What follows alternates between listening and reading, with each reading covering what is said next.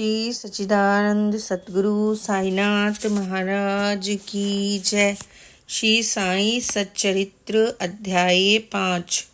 चांद पाटिल की बारात के साथ श्री साईं बाबा का पुनः आगमन, अभिनंदन तथा श्री साईं शब्द से संबोधन, अन्य संतों से भेंट, वेशभूषा व नित्य कार्यक्रम, पादुकाओं की कथा, मोहिनुद्दीन के साथ कुश्ती, मोहिनुद्दीन के जीवन परिवर्तन, जल का तेल में रूपांतर, मिथ्या गुरु जौहर अली। जैसा कि गत अध्याय में कहा गया है, मैं अब श्री साईं बाबा के शिरडी से अंतर ध्यान होने के पश्चात उनका शिरडी में पुनः आगमन किस प्रकार हुआ इसका वर्णन करूंगा। चांद पाटिल के साथ पुनः आगमन। जिला औरंगाबाद निजाम स्टेट के धूप गांव में चांद पाटिल नामक एक धनवान मुस्लिम रहते थे। जब वे औरंगाबाद को जा रहे थे तो उनकी घोड़ी मार्ग में कहीं खो गई। 2 मास तक उन्होंने उसकी खोज में घोर परिश्रम किया, परंतु उसका कहीं भी पता न चल सका। अंत में वे निराश होकर उसकी जीन को पीठ पर लटकाए औरंगाबाद से लौट रहे थे। तब लगभग 14 मील चलने के पश्चात उन्होंने एक आम्र वृक्ष के नीचे एक फकीर को चिलम तैयार करते हुए देखा, जिसके सिर पर एक टोपी, तन पर कफनी और पास में एक सटका था। फकीर के बुलाने पर चांद पाटिल उनके पास पहुंचे। जीन देखते ही फकीर ने पूछा, यह जीन कैसी? चांद पाटिल ने निराशा के स्वर में कहा, क्या कहूँ, मेरी एक घोड़ी थी, वह खो गई, यह जीन उसी की है। फकीर बोले, थोड़ा नाले की ओर भी तो ढूंढो। चांद पाटिल नाले के समीप गए तो अपनी घोड़ी को वहां चरते हुए देखकर उन्हें महान आश्चर्य हुआ। उन्होंने सोचा कि फकीर कोई अन्य सामान्य व्यक्ति नहीं है, वरन कोई उच्च कोटि के मानव दिखलाई पड़ते हैं। घोड़ी को साथ लेकर जब वे फकीर के पास लौटकर आए, तब तक चिलम भरकर तैयार हो चुकी थी। केवल 2 वस्तुओं की ही आवश्यकता रह गई थी, एक तो चिलम सुलगाने के लिए अग्नि और दूसरी साफी को गीला करने के लिए जल की। फकीर ने अपना चिमटा भूमि में घुसेड़कर ऊपर को खींचा और इसके साथ ही एक प्रज्वलित अंगारा बाहर निकाला। वह अंगारा चिलम पर रखा गया। फिर फकीर ने सटके से जो ही बलपूर्वक जमीन पर प्रहार किया, त्यों ही वहां से पानी निकलने लगा। उसने साफी को भिगोकर चिलम को लपेट लिया। इस प्रकार सब प्रबंध कर फकीर ने चिलम पी और तत्पश्चात चांद पाटिल को भी दे। यह सब चमत्कार देखकर चांद पाटिल को बड़ा विस्मय हुआ। चांद पाटिल ने फकीर से अपने घर चलने का आग्रह किया। दूसरे दिन चांद पाटिल फकीर के साथ उनके घर चले गए और वहां कुछ समय तक रहे। पाटिल धूप ग्राम का अधिकारी था। उसने अपने घर पर साले के लड़के का विवाह होने वाला था और बारात शिरडी को जाने वाली थी। इसलिए चांद पाटिल शिरडी को प्रस्थान करने के पूर्ण प्रबंधन करने लगे। फकीर भी बारात के साथ ही गए। विवाह निर्विघ्न समाप्त हो गया और बारात कुशलता पूर्वक धूप ग्राम को लौट आई, परंतु वह फकीर फिर शिरडी में ही रुक गए और जीवन पर्यंत वहीं पर रहे। फकीर को साईं नाम कैसे प्राप्त हुआ? जब बारात शिरडी में पहुंची तो खंडोबा के मंदिर के समीप ही महालसापति के खेत में एक वृक्ष के नीचे ठहराई गई। खंडोबा के मंदिर के सामने ही सब बैलगाड़ियां खोल दी गईं और बारात के सब लोग एक एक करके नीचे उतरने लगे। तरुण फकीर को उतरते हुए देखकर महालसापति ने आओ साईं कहकर उनका अभिनंदन किया तथा अन्य उपस्थित लोगों ने भी साईं शब्द से ही संबोधन कर उनका आदर किया। इसके पश्चात वे साईं नाम से ही प्रसिद्ध हो गए। अन्य संतों से संपर्क। शिरडी आने पर श्री साईं बाबा मस्जिद में निवास करने लगे। बाबा के शिरडी में आने से पूर्व देवीदास नाम के एक संत अनेक वर्षों से वहां रहते थे। बाबा को वे बहुत प्रिय थे। वे उनके साथ कभी हनुमान मंदिर में और कभी चावड़ी में रहते थे। कुछ समय के पश्चात जानकी दास नाम के एक संत का भी शिरडी में आगमन हुआ। अब बाबा जानकी दास से वार्तालाप करने में अपना बहुत सा समय व्यतीत करने लगे। जानकी दास भी कभी कभी बाबा के स्थान पर चले आया करते थे और पुणा तांबे के श्री गंगागीर नामक एक व्यापारिक वैश्य संत भी बहुधा बाबा के पास आया जाया करते थे। जब प्रथम बार उन्होंने श्री साईं बाबा को बगीचा सींचन के लिए पानी ढोते हुए देखा तो उन्हें बड़ा अचंभा हुआ। वे स्पष्ट शब्दों में कहने लगे, शिरडी परम भाग्यशालिनी है, जहाँ एक अमूल्य हीरा है। जिन्हें तुम इस प्रकार परिश्रम करते हुए देख रहे हो, वे कोई सामान्य पुरुष नहीं, अपितु यह भूमि बहुत ही भाग्यशालिनी और महान पुण्य भूमि है। इसी कारण इसे यह रत्न प्राप्त हुआ है। इसी प्रकार श्री अक्कलकोट महाराज के भी एक प्रसिद्ध शिष्य संत आनंदनाथ येवला मठ, जो कुछ शिरडी निवासियों के साथ शिरडी पधारे, उन्होंने भी स्पष्ट कहा कि यद्यपि बाह्य दृष्टि से ये साधारण व्यक्ति जैसे प्रतीत होते हैं, परंतु ये सचमुच में असाधारण व्यक्ति हैं। इसका तुम लोगों को भविष्य में अनुभव होगा। ऐसा कहकर वे येवला को लौट गए। उस समय की बात है जब शिरडी बहुत ही साधारण सा गांव था और साईं बाबा बहुत ही छोटी उम्र के थे। बाबा का रहन सहन व नित्य कार्यक्रम। तरुण अवस्था में श्री साईं बाबा ने अपने केश कभी भी नहीं कटाए। वे सदैव एक पहलवान की भांति ही रहते थे। जब वे राहता जाते, जो कि शिरडी से 3 मील दूर है, तो वहां से गेंदा, जाई, जूही के पौधे मोल ले आया करते थे। वे उन्हें स्वच्छ कर उत्तम भूमि देकर लगा देते थे और स्वयं सींचते थे। वामन तात्या नाम के एक भक्ति ने मिट्टी के 2 घड़े नित्य प्रति ही दे दिया करते थे। इन घड़ों के द्वारा बाबा स्वयं ही पौधों में पानी डाला करते थे। वे स्वयं कुएं से पानी खींचते और संध्या समय घड़ों को नीम वृक्ष के नीचे रख देते थे। जैसे ही घड़े वहां रखे जाते, वैसे ही वे फूट जाया करते थे, क्योंकि वे बिना तपाए कच्ची मिट्टी के बने रहते थे। दूसरे दिन तात्या उन्हें फिर से 2 नए घड़े दे दिया करते थे। यह क्रम 3 वर्षों तक ऐसे ही चला। श्री साईं बाबा के कठोर परिश्रम तथा प्रयत्न से वहां फूलों की एक सुंदर फुलवारी बन गई।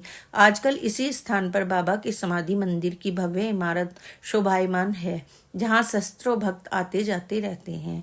नीम वृक्ष के नीचे पादुकाओं की कथा। श्री अक्कलकोट महाराज के एक भक्त, जिनका नाम भाई कृष्ण जी अलीबागकर था, उनके चित्र का नित्य प्रति पूजन किया करते थे।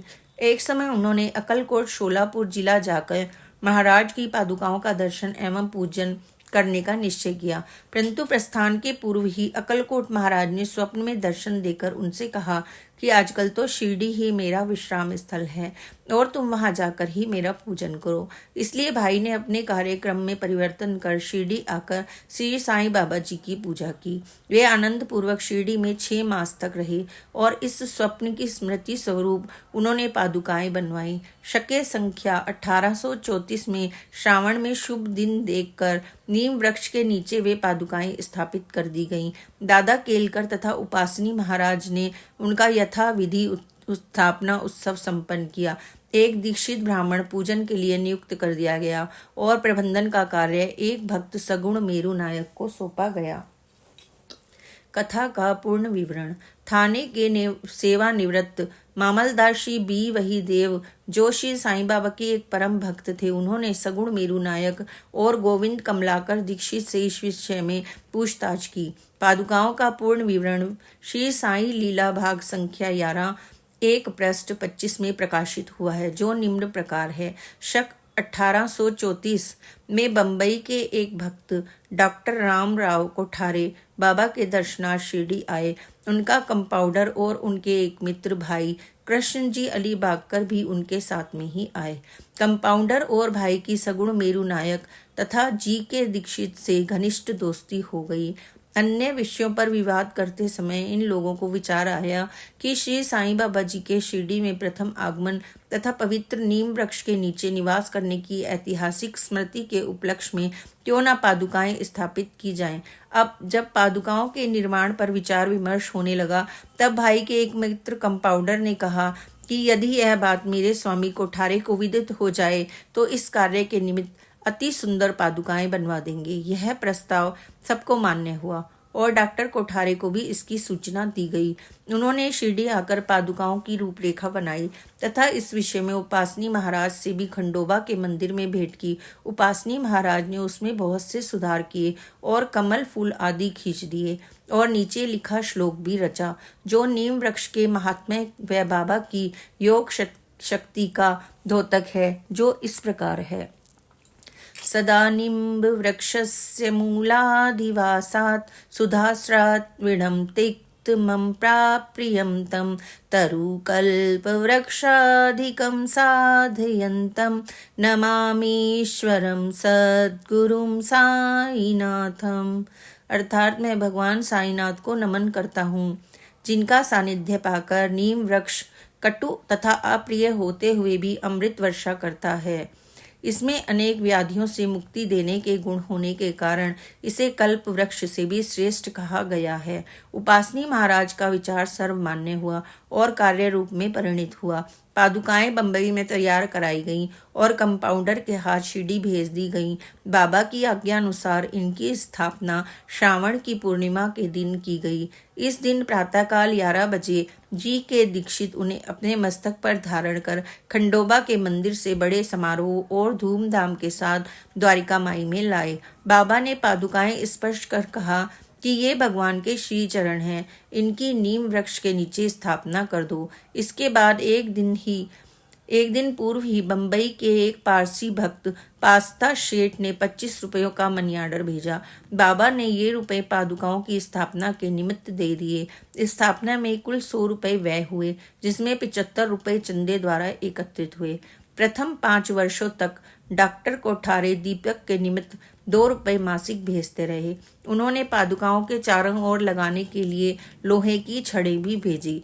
स्टेशन से छड़ें ढोने और छप्पर बनाने का खर्च 7-8 रुपये सगुरु मेरू नायक ने दिए।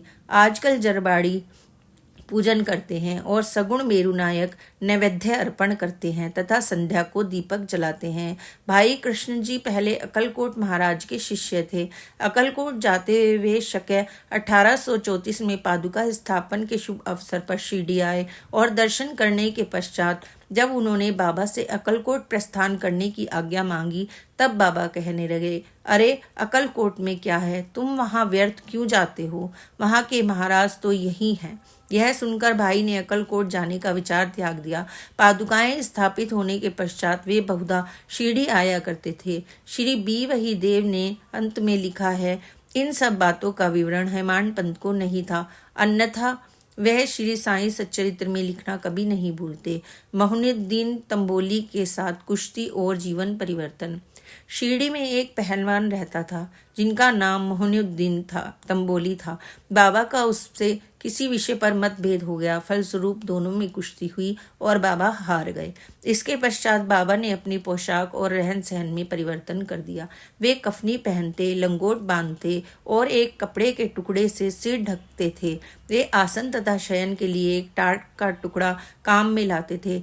इस प्रकार फटे पुराने चिथड़े पहनकर वे बहुत संतुष्ट और प्रतीत होते थे। वे सदैव यही कहा करते थे, गरीबी अव्वल बादशाही, अमीरी से लाख सवाई, गरीबों का अल्लाह भाई। गंगागीर को भी कुश्ती से बड़ा अनुराग था। एक समय जब वह कुश्ती लड़ रहा था, तब इसी प्रकार उसको भी त्याग की भावना जागृत हो गई। इसी उपयुक्त अवसर पर उसे देववाणी सुनाई दी, भगवान के साथ खेल में अपना शरीर लगा देना चाहिए। इस कारण वह संसार छोड़कर आत्मानुभूति की ओर झुक गया। पुणा तांबे के समीप एक मठ स्थापित कर वह अपने शिष्यों सहित वहां रहने लगे। श्री साईं बाबा लोगों से न मिलते और न ही वार्तालाप किया करते थे। जब कोई उनसे कुछ प्रश्न पूछता था तो वे केवल उतना ही उत्तर देते थे। दिन के समय वे नीम वृक्ष के नीचे विराजमान रहते थे और कभी कभी गांव की मेड़ पर नाले के किनारे एक बबूल वृक्ष के नीचे छाया में बैठे रहते थे और संध्या को अपनी इच्छानुसार कहीं भी वायु सेवन के लिए निकल जाया करते थे। नीम गांव में वे बहुधा बाला साहेब डेंगले के गृह पर जाया करते थे। बाबा जी श्री बाला साहेब को बहुत प्यार करते थे। उनके छोटे भाई, जिनका नाम नाना साहेब था, के द्वितीय विवाह करने पर भी कोई संतान नहीं थी। बाला साहेब ने नाना साहेब को श्री साईं बाबा के दर्शनार्थ शिरडी भेजा। कुछ समय पश्चात श्री कृपा से नाना साहब के यहाँ एक पुत्र रत्न हुआ। इसी समय से बाबा के दर्शनार्थ लोगों का अधिक संख्या में आना प्रारंभ हो गया तथा उनकी कीर्ति भी दूर दूर तक फैलने लगी। अहमदनगर में भी उनकी अधिक प्रसिद्धि हो गई। तभी से नाना साहेब चंदोरकर, केशव चिदम्बर तथा अन्य कई भक्तों को शिरडी में आगमन होने लगा। बाबा दिन भर अपने भक्तों से घिरे रहते थे और रात्रि में जीर्ण शीर्ण मस्जिद में शयन करते थे। इस समय बाबा के पास कुल सामग्री चिलम, तंबाकू, एक टमरेल, एक लंबी कफनी, सिर के चारों ओर लपेटने वाला एक कपड़ा और एक सटका था जिसे वे सदैव अपने पास ही रखते थे। सिर पर सफेद कपड़े का एक टुकड़ा वे इस प्रकार से बांधते थे, उसका एक छोर बाएं कान से पीठ पर गिरता हुआ ऐसे प्रतीत होता था मानो बालों का जुड़ा हो। हफ्तों तक वे इन्हें स्वच्छ नहीं करते थे। पैरों में कोई जूता या चप्पल भी नहीं पहनते थे। केवल एक टाट का टुकड़ा ही अधिकांश दिन में उनके आसन का काम करता था। वे एक कौपीन धारण करते और सर्दी से बचने के लिए दक्षिण मुख हो धूनी में तपते थे। वे धूनी में लकड़ी के टुकड़े डाला करते थे तथा अपना अहंकार, समस्त इच्छाएं और समस्त कुविचार उसमें आहुतियां दिया करते थे। वे अल्लाह मालिक का सदा जीवा से उच्चारण किया करते थे। जिस मस्जिद में वे पधारे थे उसमें केवल 2 कमरों के बराबर लंबी जगह थी और यहीं सब भक्त उनके दर्शन करते थे। सन 1912 के पश्चात कुछ परिवर्तन हुआ। पुरानी मस्जिद का जीर्णोद्धार हो गया और उसमें एक फर्श भी बनाया गया। मस्जिद में निवास करने के पूर्व बाबा दीर्घ काल तक तकिया में रहे। वे पैरों में घुंघरू बांधकर प्रेम विह्वल होकर सुंदर नृत्य व गायन भी किया करते थे। जल का तेल में परिवर्तन। बाबा को प्रकाश से बड़ा अनुराग था। वे संध्या समय दुकानदारों से भिक्षा में तेल मांगकर लेते थे और दीपमालाओं से मस्जिद को सजाकर रात्रि भर दीपक जलाया करते थे। यह क्रम कुछ दिनों तक ठीक इसी प्रकार से चलता रहा। अब बनिए तंग आ गए और उन्होंने संगठित होकर निश्चय किया कि आज कोई तेल की भिक्षा उन्हें ना दे। नित्य नियमानुसार जब बाबा तेल मांगने पहुंचे तो प्रत्येक स्थान पर उनका नकारात्मक उत्तर से ही स्वागत हुआ। किसी के बिना कुछ कहे ही बाबा मस्जिद को लौट आए और सूखी बत्तियां दियों में डाल दी। बनिए तो बड़े उत्सुक होकर उन पर दृष्टि जमाए हुए थे। बाबा ने टमरेल उठाया जिसमें बिल्कुल थोड़ा सा तेल था। उन्होंने उसमें पानी मिलाया और वह तेल मिश्रित जल वे पी गए।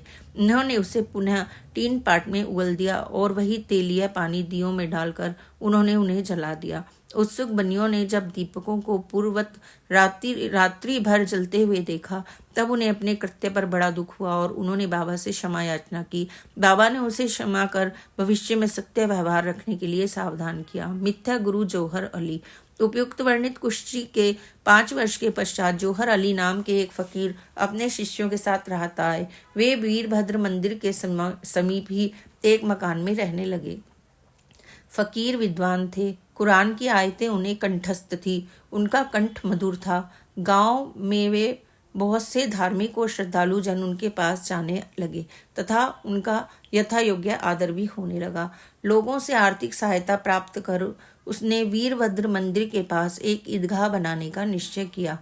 इस विषय को लेकर कुछ झगड़ा भी हो गया, जिसके फलस्वरूप जौहर अली राहता छोड़कर शिरडी आ गए और बाबा के साथ मस्जिद में ही निवास करने लगे। उन्होंने अपनी मधुर वाणी से लोगों के मन को जीत लिया। वह बाबा को भी अपना एक शिष्य बताने लगे। बाबा ने इसमें कोई आपत्ति नहीं की और उनका शिष्य होना स्वीकार किया। तब गुरु और शिष्य दोनों पुनः राहता में आकर रहने लगे। गुरु शिष्य की योग्यता से अनभिज्ञ था, परंतु शिष्य गुरु के दोषों से पूर्ण परिचित थे। इतने पर भी बाबा ने कभी उनका अनादर नहीं किया और पूर्ण लगन से अपना कर्तव्य निभाते रहे और उनकी अनेक प्रकार से सेवा की। वे दोनों कभी कभी शिरडी भी आया करते थे, परंतु मुख्य निवास राहता में ही था। श्री बाबा के प्रेमी भक्तों को उनका दूर राहता में रहना अच्छा नहीं लगता था, इसलिए वे सब मिलकर बाबा को शिरडी वापस लाने के लिए गए। इन लोगों की ईदगाह के पास बाबा से भेंट हुई और उन्हें अपने आगमन का हेतु भी उन्होंने बताया। बाबा ने उन लोगों को समझाया कि फकीर बड़े क्रोधी और दुष्ट स्वभाव के व्यक्ति हैं, वे मुझे नहीं छोड़ेंगे। अच्छा हो कि फकीर के आने के पूर्व ही आप लोग शिरडी को लौट जाएं। इस प्रकार वार्तालाप हो ही रहा था कि इतने में ही फकीर आ पहुंचे। इस प्रकार अपने शिष्य को वहां से ले जाने का कुप्रयत्न करते हुए देखकर वे बहुत ही क्रोधित हुए। कुछ वाद विवाद के पश्चात स्थिति में परिवर्तन हो गया और अंत में यह निर्णय हुआ कि फकीर व शिष्य दोनों ही शिरडी में निवास करें और इसलिए वे शिरडी में आकर रहने लगे। कुछ दिनों के बाद देवीदास ने गुरु की परीक्षा की और उसमें कुछ कमी पाई। चांद पाटिल की बारात के साथ जब बाबा शिरडी में आए थे, उससे 12 वर्ष पूर्व देवीदास लगभग 10 या 11 वर्ष की अवस्था में शिरडी आए थे और हनुमान मंदिर में रहते थे। देवीदास सुडौल, सुंदर आकृति तथा तीक्ष्ण बुद्धि के थे। वे त्याग की साक्षात मूर्ति तथा अगाध ज्ञानी थे। बहुत से सज्जन जैसे तात्या कोते, काशीनाथ व अन्य लोग उन्हें अपने गुरु समान ही मानते थे। लोग जौहर अली को उनके सम्मुख लाए। विवाद में जौहर अली बुरी तरह से पराजित हुआ और शिरडी छोड़कर वैजापुर को भाग गया। वह अनेक वर्षों के पश्चात शिरडी आया और श्री साईं बाबा की चरण वंदना की। उसका यह भ्रम कि वह स्वयं गुरु था, श्री साईं बाबा उसके शिष्य, अब दूर हो चुका था। श्री साईं बाबा ने उसे गुरु समान ही आदर किया। उसका स्मरण कर उसे बहुत ही पश्चाताप हुआ। इस प्रकार श्री साईं बाबा ने अपने प्रत्यक्ष आचरण से आदर्श उपस्थित किया कि अहंकार से किस प्रकार छुटकारा पाकर शिष्य के कर्तव्यों का पालन कर किस तरह आत्म अनुभव की ओर अग्रसर होना चाहिए। ऊपर वर्णित कथा महालसापति के कथना अनुसार है। अगले अध्याय में रामनवमी का त्योहार, मस्जिद की पहले हालत, पश्चात उसके जीर्णोद्धार इत्यादि का भी वर्णन होगा।